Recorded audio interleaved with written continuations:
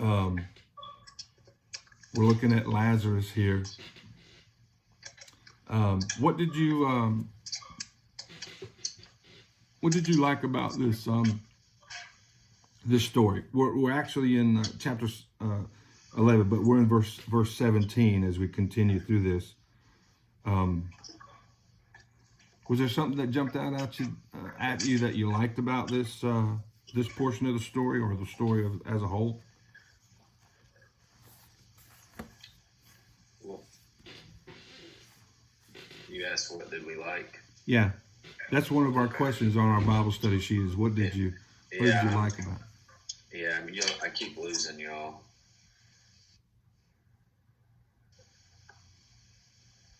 Well, your audio remains, so we can still hear you. In fact, I can see you. You look nice and comfy in that Georgia Southern hoodie of yours. Okay. Yeah. A hoodie? Yep, I got the hoodie.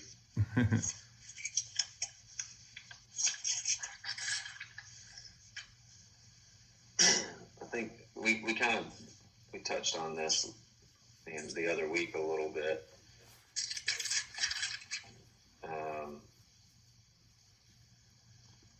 But how Jesus wept, and he was deeply moved in the spirit when he saw Mary and Martha, and he cared for these people. Yeah. So much,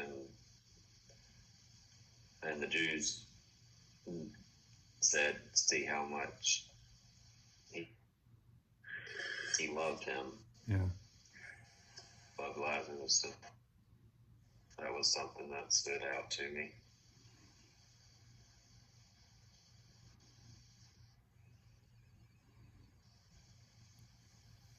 That's where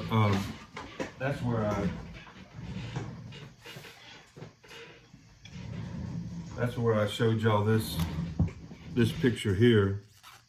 I sent it to you, but that's where I showed y'all this picture here of Jesus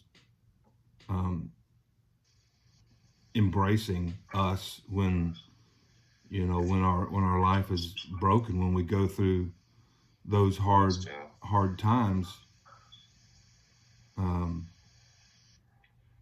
So he's not off in the distance and having left us to ourselves. David, anything jump out at you that you liked about this story? Maybe even, yeah. I like the, and I don't. This is verse 24, so I got a little confused at what part we were reading. I read all the way to the 35. No, 37. That's good. But anyways, in verse 24, it says, Martha said to him, I know that he will rise again in the resurrection on the last day. So just her faith, you know what I mean? Like, I always go back to that. Like, these people that are like, well, I know this, when all the Pharisees and all the people are doubting. There is a select few people that are like, I know, like, without a shadow of a doubt, I know he will rise. I know this. You know what I mean? Yeah. So I think those are the people that, when we read through the Bible, those are the people that we need to probably sink our teeth into and our faith in. And like, if they believe this whole time, when the leaders of their country or the most rich people or the higher ups aren't believing, but there's still people that did, those are the ones that we need to hang our hat on. You know, the ones that maybe knew him best. Right. Yeah, the ones who knew him best are the good ones to listen to. Yeah. Yeah. And the crazy part is some of the ones who knew him best were still dumb. The disciples at times. Yeah, they were a bunch of boneheads, that's for sure. But, and I go back to it like, you know, if I was a disciple, I'd probably be a bonehead too. That's clear thinking right there, man. It's so far-fetched. just the things that he's doing, like all the miracles and stuff. It's just, if you lived on earth for how many ever years, what he's like 30 at this time? Yeah. I don't know. Yeah. So if you lived on earth for, I don't know if the disciples were older than him, younger than him, whatever, and they've lived that long, and all of a sudden now just randomly this stuff's happening. Like, I mean, I would be like, I don't know about that. Yeah. I mean, that would be like right now. I mean, it happens all the time. Like, who was that dude in Austin, Texas? I don't know if it was Austin, whatever. And he tried to claim that he was God and he was a prophet, came back, and he wanted everyone to drink all the Kool-Aid and kill themselves. And I mean, it happens all the time. Happens all the time in the world, right? And so those people come back, and some people may believe, but the majority of people are like, no. Right. So, like, when Jesus comes back, are we going to be like, no? I mean, we don't know what he's going to look like or what he's going to do or whatever to know if it's. Yeah. So I can understand. Sure.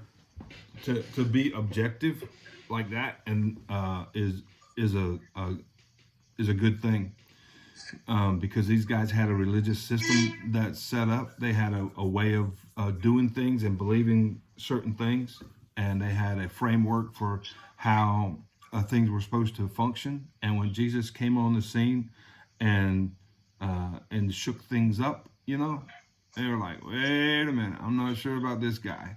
Yeah. So here he is. Here's a verse that jumped out at me. He's talking with Martha, I believe it is, in verse 23 and 24 and 25. He says, Jesus said to her, your brother's going to rise again. And she had some religious background. So she says, Martha answered, I know he's going to rise again on the resurrection on the last day. Jesus said to her, yeah, I am the resurrection. Right?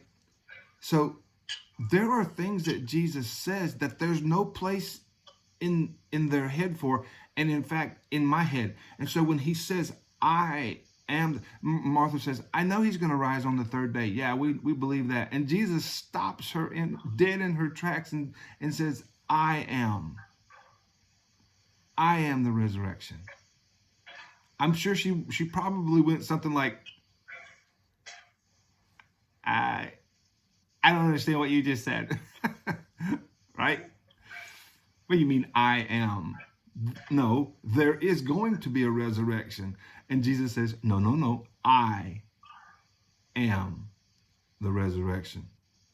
So it's not an event. Listen, the resurrection is not an event only. It is a person, Jesus. That's why he uses a personal pronoun. I am the resurrection. That's what makes Christianity, that's why we say it's a relationship, not a religion. That's why C.S. Lewis said, I thought in coming to Christianity that I was coming to a location, meaning a church building, but I discovered I was coming to a person. That's why those who are really born again are going to keep coming back to Jesus. And then he goes on and says, he who believes in, I am the resurrection and life. He who believes in me, even though he lives, even though he dies, and whoever believes in me is never going to die. But then here's a great question Jesus asks. He says, do you believe this? To Martha. And she says, yes, in verse 27, yes, Lord. So she told him, I believe that you are the Christ. Listen, there's a lot of things that I said yes, Lord, to that I didn't fully understand when I said yes, Lord. David, this is kind of what you were, a little bit about what you might have been talking about earlier. There's a lot of things that I read in the Bible and was told by a pastor that I said yes to, that I didn't fully understand what I was saying yes to. Right. So that's cool. I mean, that's normal. But as you continue to grow, as you continue to follow, you discover more and more about what you said yes to. And some people decide, I don't want to keep following because I've discovered that he's requiring something of me. I don't want to follow anymore because what I'm discovering about Jesus tells me that he's different than what I thought.